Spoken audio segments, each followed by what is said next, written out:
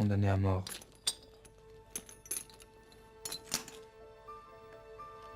Voilà 5 semaines que j'habite avec cette pensée, toujours seul avec elle, toujours glacé de sa présence, toujours courbé sous son poids.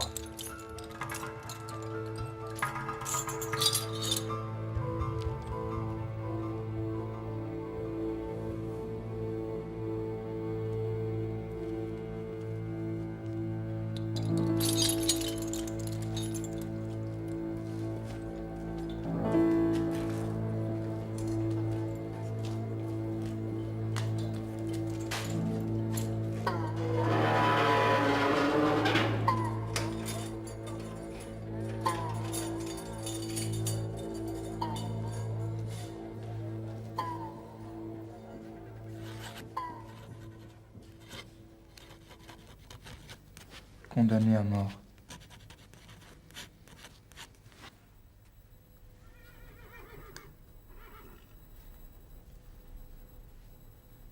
Autrefois, car il me semble qu'il y a plutôt des années que des semaines, j'étais un homme comme un autre homme.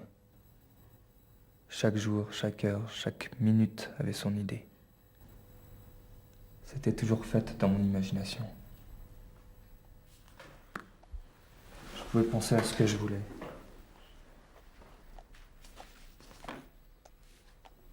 J'étais libre. Maintenant, je suis captif. Mon corps est offert dans un cachot.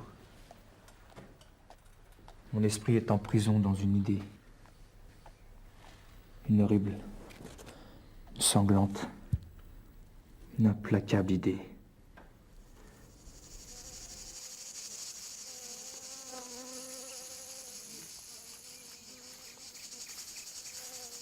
C'était par une belle matinée d'août.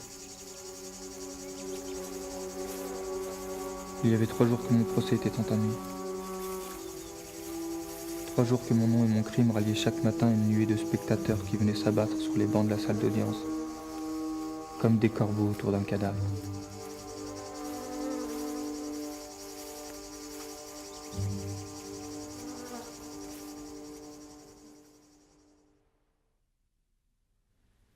Un air chaud mêlé de bruit vint me frapper au visage. C'était le souffle de la foule dans la salle des assises. J'entrai.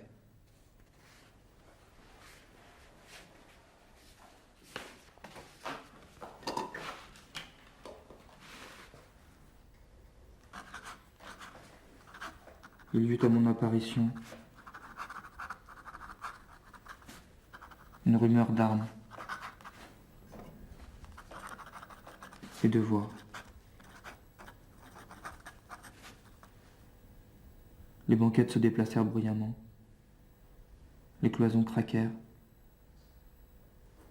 Et pendant que je traversais la longue salle entre 2 masses de peuple murées de soldats, il me semblait que j'étais le centre auquel se rattachaient les fils qui faisaient mouvoir toutes ces faces béantes et penchées.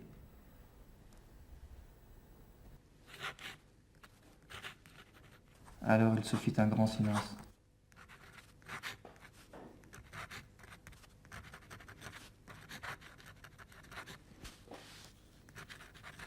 Je compris tout à coup que le moment décisif était venu et que j'étais là pour entendre ma sentence. L'explique qui pourra.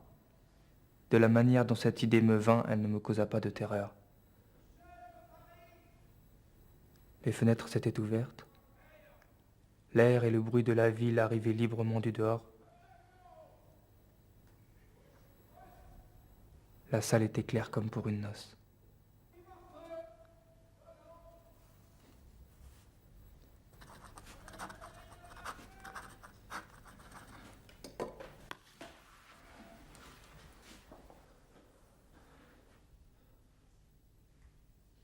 Les juges sortirent.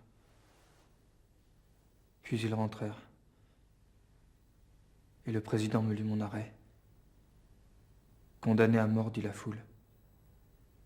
Et tandis qu'on m'emmenait, tout ce peuple se rua sur mes pas avec le fracas d'un édifice qui se démolit. Moi, je marchais ivre et stupéfait. Une révolution venait de se faire en moi. Jusqu'à l'arrêt de mort, je m'étais senti respirer, palpiter, vivre dans le même milieu que les autres hommes. Maintenant, je distinguais clairement comme une clôture entre le monde et moi.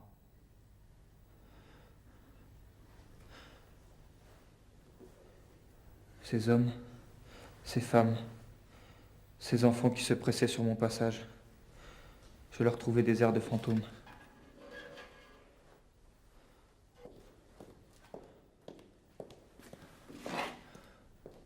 À travers les nuages qui me semblaient s'être interposés entre le monde et moi, je distinguais deux jeunes filles qui me regardaient avec des yeux avides. Bon, dit le plus jeune en battant des mains. Ce sera dans 6 semaines.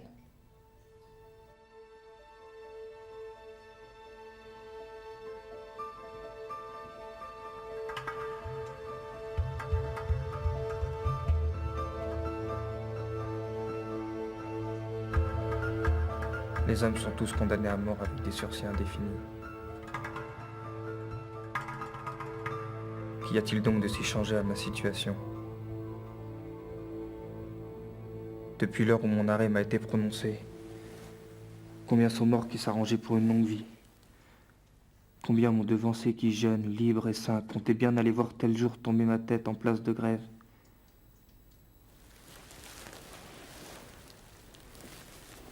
Les premiers jours, on me traita avec une douceur qui m'était horrible.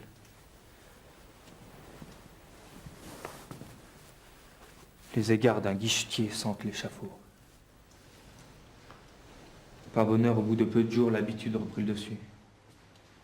Ils me confondirent avec les autres prisonniers dans une commune brutalité, et n'eurent plus de ces distinctions inaccoutumées de politesse qui me remettaient sans cesse le bourreau sous les yeux. Ce ne fut pas la seule amélioration. Après bien des hésitations, on m'a aussi donné de l'encre, du papier, des plumes et une lampe de nuit. Le dimanche après la messe, ils me lâchent dans le préau, à l'heure de la récréation. Là, je cause avec les détenus. Il le faut bien. Ils sont de bonnes gens, les misérables. Ils m'apprennent à parler argot, à rouscailler bigorgne, comme ils disent. La tête d'un voleur a 2 noms. La Sorbonne, quand elle médite, raisonne et conseille le crime. La tronche, quand le bourreau la coupe.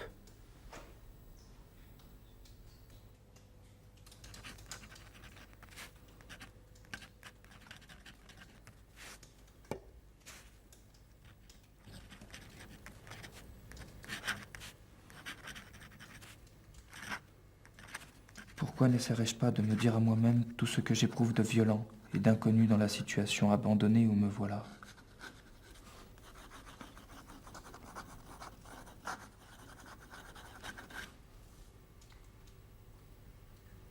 Si abrégée que soit ma vie, il y aura bien encore dans les angoisses, dans les terreurs, dans les tortures qui la rempliront, de quoi user cette plume et tarir cet encrier.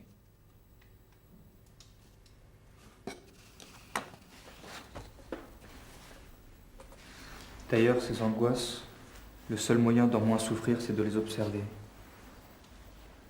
Et les peindre m'en distraira. Et puis ce que j'écrirai un jour ne sera peut-être pas inutile. Peut-être cette lecture leur rendra-t-elle la main moins légère quand il s'agira quelque autre fois de jeter une tête qui pense. Une tête d'homme dans ce qu'ils appellent la balance de la justice.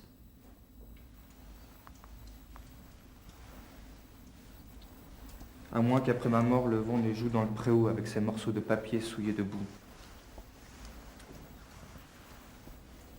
Ou qu'il n'aille pourrir à la pluie, collé en étoile à la vitre cassée d'un guichetier.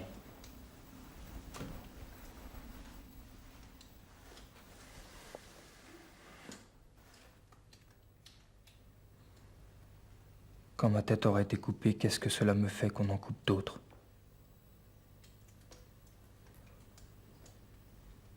Le soleil, le printemps, les champs pleins de fleurs, les oiseaux qui s'éveillent le matin, les nuages, les arbres, la nature, la liberté, la vie. Tout cela n'est plus à moi.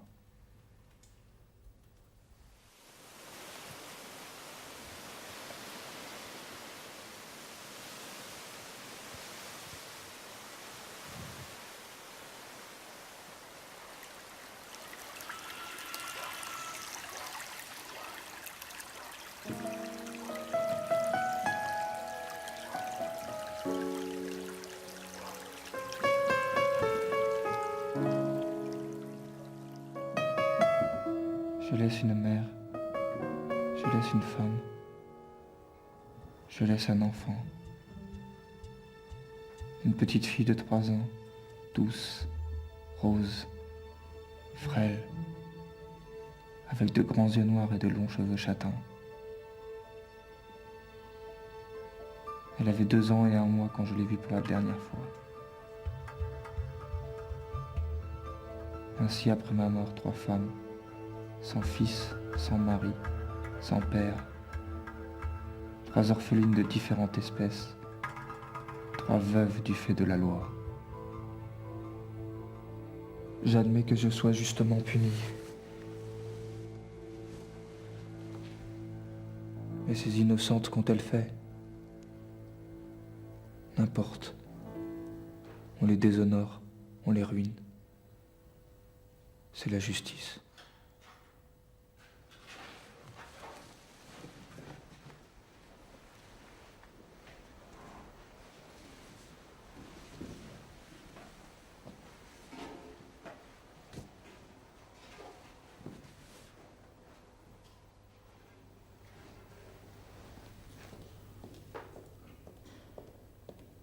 Mais mon enfant, ma fille, ma pauvre petite Marie, qui rit, qui joue, qui chante à cette heure et ne pense à rien, c'est celle-là qui me fait mal.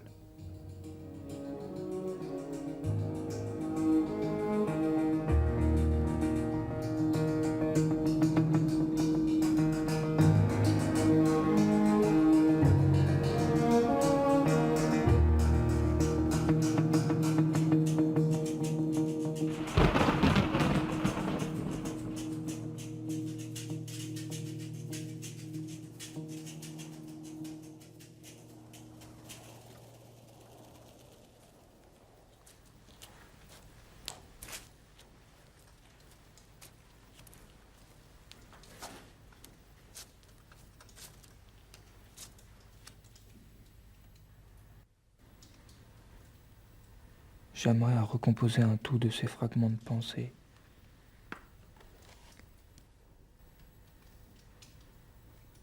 À retrouver chaque homme sous chaque nom.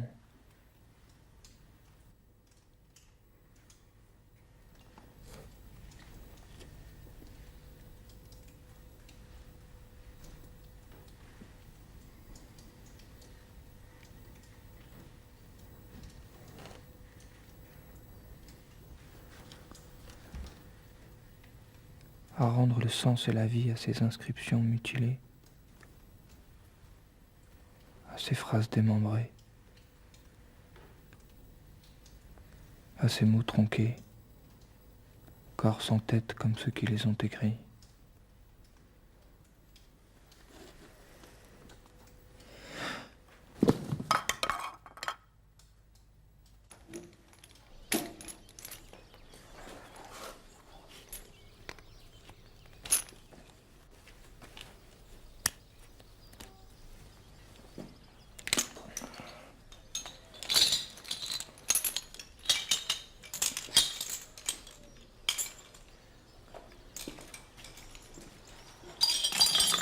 Le lendemain, il fallut sortir de l'infirmerie. Le cachot me reprit.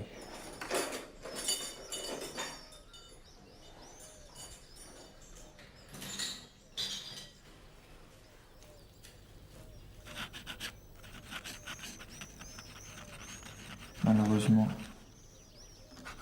je n'étais pas malade.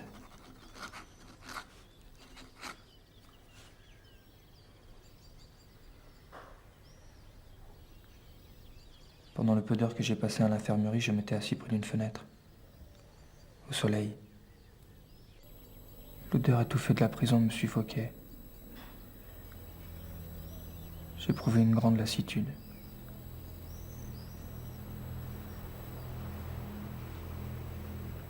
Je ne sais si ce fut le bon Dieu ou le démon qui m'exauça, et presque au même moment j'entendis s'élever une voix.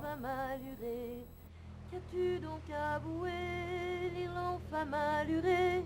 J'ai tué un homme, l'Irlande femme allurée. Son argent j'ai volé, l'Irlande femme allurée. Et ses boucles d'argent, l'Irlande femme allurée. Ma femme part pour Versailles, l'Irlande femme allurée. Et au pied de sa majesté, l'Irlande femme allurée. Elle lui donne une supplique, Je ne saurais rendre ce que j'éprouvais.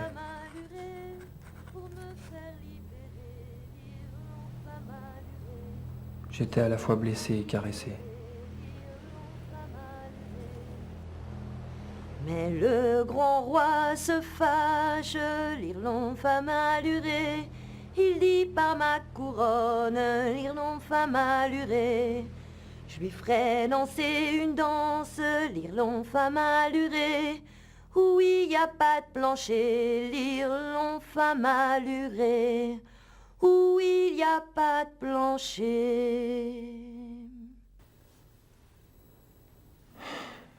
Si je m'évadais. Il ne faudrait pas courir. Cela fait regarder et soupçonner. Au contraire, marcher lentement, tête levée, en chantant. Tâchez d'avoir quelques vieux sarraux bleus à dessin rouge. Cela déguise bien. Tous les maraîchers des environs en portent. J'essaie auprès d'Arcueil un fourré d'arbres à côté d'un marais, où étant au collège, je venais avec mes camarades pêcher des grenouilles tous les jeudis. C'est là que je me cacherai jusqu'au soir. La nuit tombée, je reprendrai ma course. J'irai à Vincennes. Non, la rivière m'empêcherait. J'irai à Arpajon. J'arrive à Longjumeau. Un gendarme passe. Il me demande mon passeport. Je suis perdu.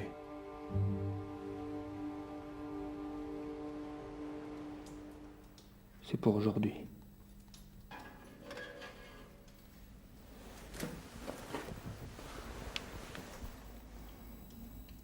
Au moment où 6h30 sonnait, la porte s'est rouverte une seconde fois. Un espèce de monsieur en habit noir s'est présenté et m'a salué profondément. Cet homme avait sur le visage quelque chose de la tristesse officielle des employés des pompes funèbres. Monsieur, m'a-t-il dit avec un sourire de courtoisie, je suis ici près de la Cour royale de justice de Paris. Et j'ai l'honneur de vous apporter un message de monsieur le procureur général.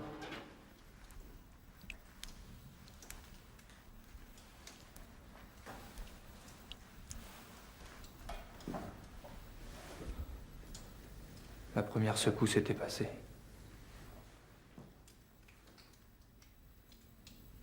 Toute ma présence d'esprit m'était revenue. J'ai repris d'une voix ferme. Lisez, monsieur. Alors il se mit à me lire un long texte en chantant à la fin de chaque ligne et en hésitant au milieu de chaque mot. C'était le rejet de mon pourvoi. L'arrêt sera exécuté aujourd'hui en place de grève, a-t-il ajouté. Comme vous voudrez, monsieur, lui ai-je répondu.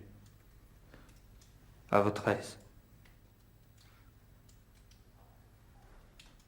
Un moyen de fuir. Mon Dieu, un moyen quelconque. Il faut que je m'évade sur le champ. Il faut que je m'évade par les portes, par les fenêtres, par la charpente du toit.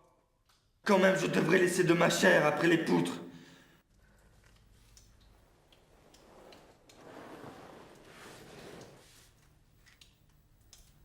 orage, démon, malédiction. Il faudrait des mois pour percer ces murs avec de bons outils. Je n'ai ni un clou, ni une heure.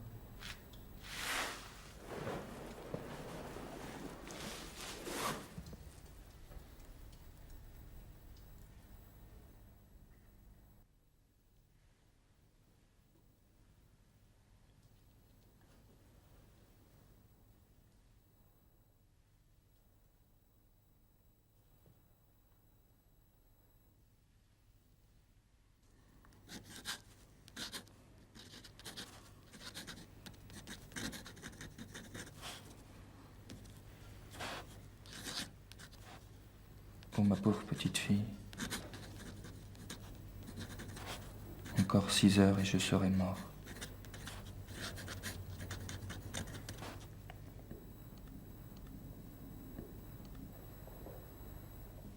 Je serai quelque chose d'immonde qui traînera sur la table des amphithéâtres. Une tête qu'on moulera d'un côté, un tronc qu'on disséquera de l'autre.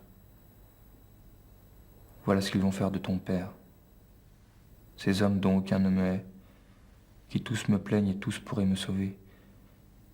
Ils vont me tuer. Comprends-tu cela, Marie? Me tuer. De sang-froid, en cérémonie. Pour le bien de la chose. Grand Dieu.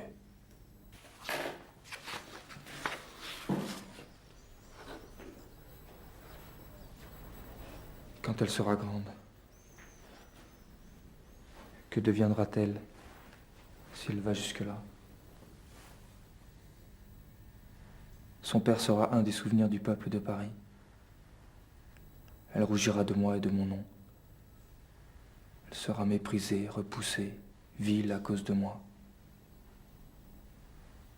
De moi qui l'aime de toutes les tendresses de mon cœur.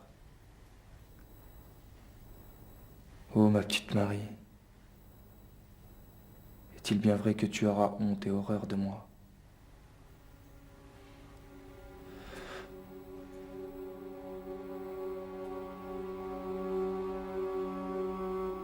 Est-il bien vrai que je vais mourir avant la fin du jour? Est-il bien vrai que c'est moi?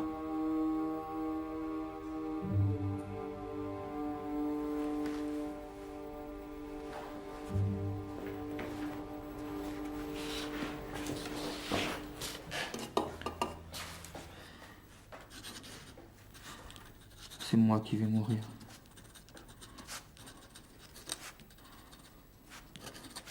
Le même qui est ici, qui vit, qui se meut, qui respire, qui est assis à cette table.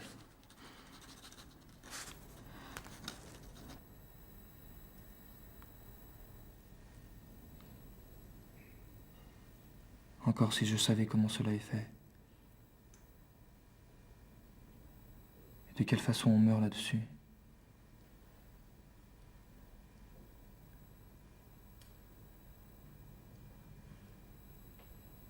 Il paraît qu'il y a une bascule. Et qu'on vous couche sur le ventre.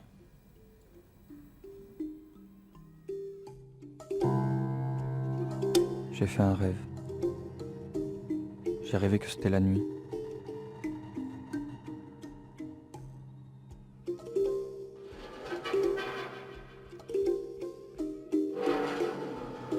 C'était comme une serrure qu'on ouvre sourdement, comme un verrou qu'on scie à petit bruit. Il y avait quelque chose qui me glaçait, j'avais peur. Je pensais que c'était peut-être des voleurs qui s'étaient introduits chez moi à cette heure si avancée de la nuit. La porte sur l'escalier était bien fermée, les fenêtres aussi. Je vis que l'armoire au linge était ouverte et que la porte de cette armoire était tirée sur l'angle du mur comme pour le cacher. Je portai la main à cette porte pour refermer l'armoire, elle résista. Étonné, je tirai plus fort, elle céda brusquement. Cela avait quelque chose de hideux et mes cheveux se dressent d'y penser. Je demandai à la vieille, « Que faites-vous là ?» Elle ne répondit pas. Je lui ai mis la mèche enflammée sous le menton. Au même moment, j'ai senti 3 dents aiguës s'imprimer sur ma main, dans les ténèbres.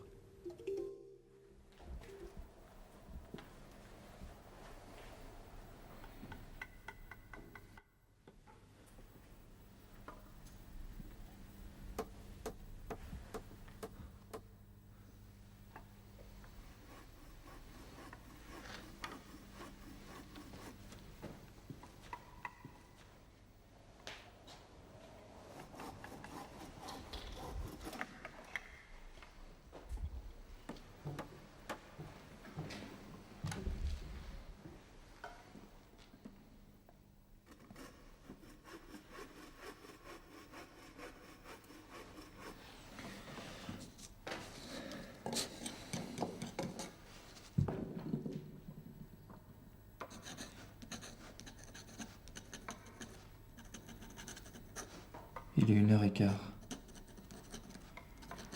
Voici ce que j'éprouve maintenant.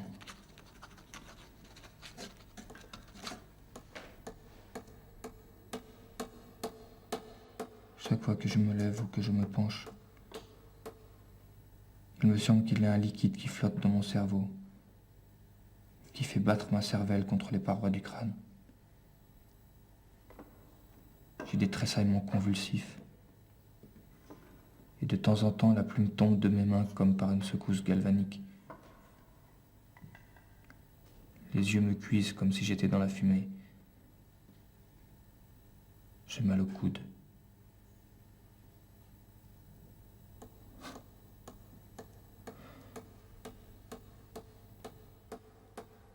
Encore 2h45 et je serai guéri.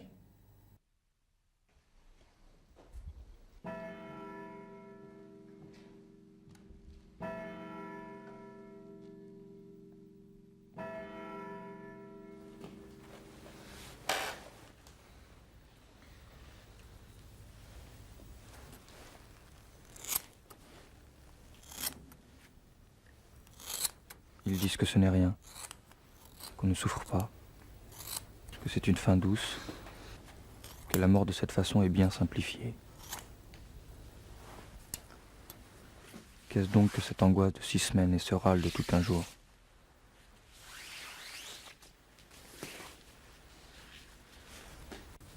Qu'est-ce que les angoisses de cette journée irréparable qui s'écoule si lentement et si vite?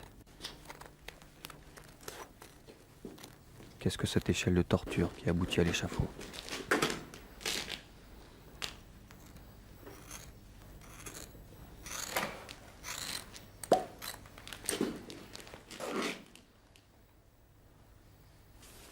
Je suis calme maintenant.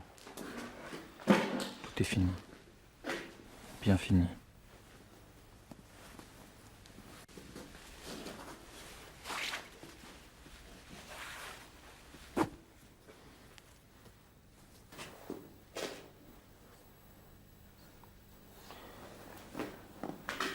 Allons, mon fils.